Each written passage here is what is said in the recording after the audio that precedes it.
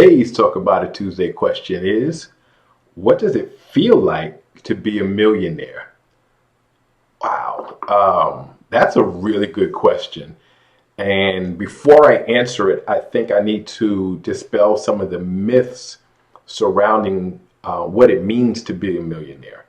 To be a millionaire does not mean that a person is sitting on $1 million cash. Anyone who's sitting on $1 million cash will not be a millionaire for long, because that is just foolish. So when you talk about being a millionaire, it's about net worth, right? So that means you have a net worth of $1 million or more. And how do you determine net worth? Everybody should be doing this. So you should be determining your net worth. You can have a positive net worth or a negative net worth. So the way you figure it out is you list every single asset and the value of each of those assets that you have. So what are assets? Cash, right? That means your savings. That means any securities you have, stocks, bonds, 401k, anything like that. Real estate value, the value of the property. Business, the value of your business.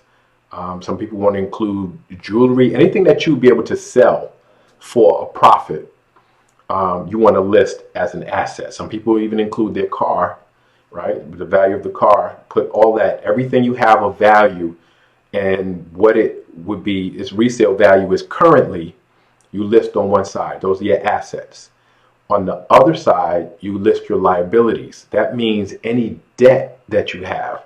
So if you have a mortgage, how much is the mortgage? If you have credit card debt, how much credit card debt do you have? If you are financing your car, how much is the car loan? If you have any other loans or any other outstanding debts, you list it on the other side under liabilities.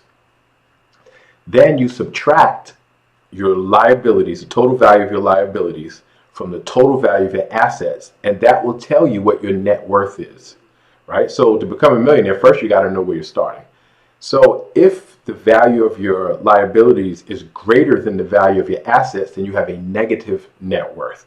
And a lot of people do and don't even realize it, because they don't own a lot of assets and they have a lot of liabilities. But if you have a greater value in assets and you have liability, and you have a positive net worth. If your assets minus your liabilities adds up to $1 million or more, then you are a millionaire. So the question was, what does it feel like to be a millionaire? I think for me, the first million was probably the most exciting, because being a millionaire represents a financial milestone that we can all see and that we all aspire for as a tangible things, right? So it's like, I want to be a millionaire. Now, I have to say, living in New York City, it's not that difficult if you use real estate as an asset.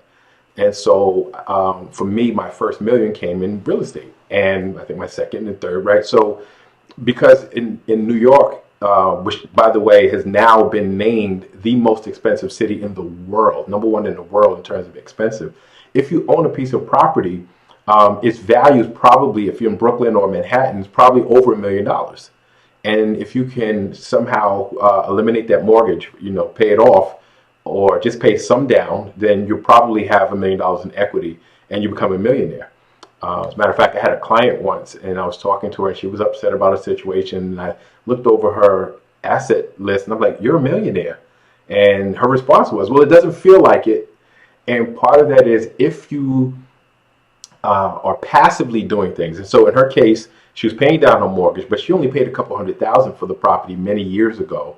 And the demographic shifts and New York City changed and all these things happened, and the value of her property, really due to not much effort of her own, went well over $1 million. She became a millionaire and didn't feel anything, right? Because her life situation didn't change. And that's what people don't understand. It doesn't mean your cash flow changes. It doesn't mean your regular income changes. It doesn't mean that you don't have some of the other issues that everybody else has if you're not managing income and cash flow properly.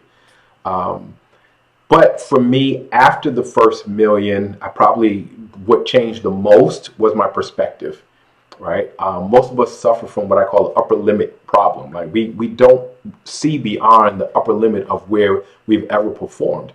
And to drive that home, the last time I had a job was in 2004. And in 2004, I was making $68,000 a year, which was a very good salary at the time. And I know how hard I worked in a full year to get $68,000.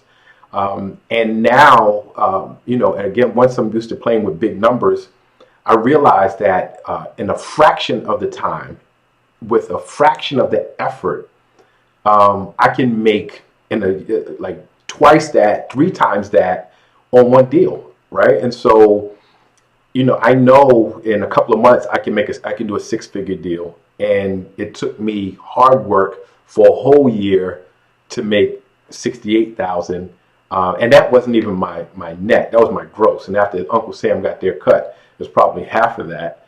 And so my perspective changed, and so I realized that I don't have a limit on how much I can make. I can make far more with the same time, energy, and effort. So I think it just changes your perspective. It changes your feeling of your value, your worth, what you can do with your time. It gives you a change in perspective of how much money is out there, and that it's not a zero-sum game, that there's room for you, there's room for growth, there's room for you to get more money if you want it.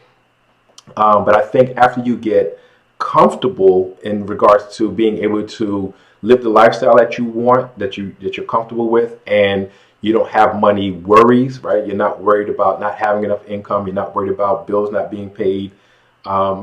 Making more money, to me, the thrill is in the chase. It's not in the having the money, right? And so then you start thinking about legacy, right? It's okay, how much can I leave for the next generation, or how much can I use to be charitable and help other people? Because you're already secure in the lifestyle that you want to live. So I think, again, the boundaries, expanding your boundaries, expanding your perspective, changing your limit, your upper limit, is number one in the difference in what it feels like to be a millionaire. And number two, your ability to be able to pass on some of what you created in terms of being charitable into the next generation. So I love the question. And so from some of you, I'd love to hear your perspective. What does it feel like to be a millionaire or an aspiring millionaire?